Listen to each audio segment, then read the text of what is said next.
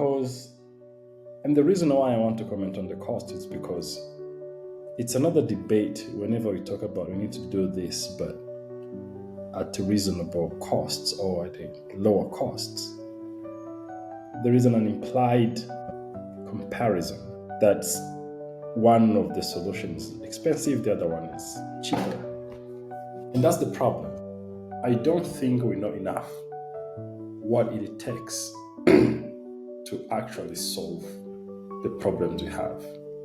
And whenever we get caught in the ideas of costs, it's because we are convincing ourselves that doing it the way we know to do is optimal, and what we are trying to search for is to do it cheaper to provide these solutions to our population.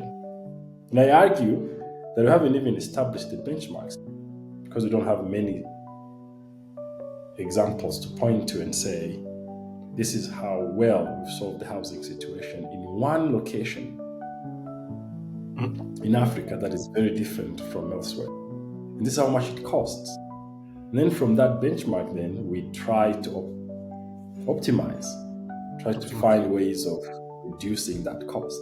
I have not seen a fundamentally interesting solutions that is scalable to millions and millions and hundreds of millions of people that is able to provide that benchmark.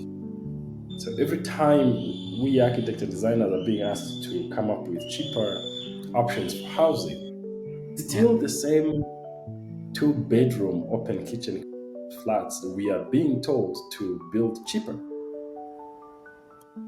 I argue that I'm not sure that is the solution to our housing situation. How can we make them cheaper? And so that's the reaction I wanted to have. I don't think the goal should be about making anything cheaper now.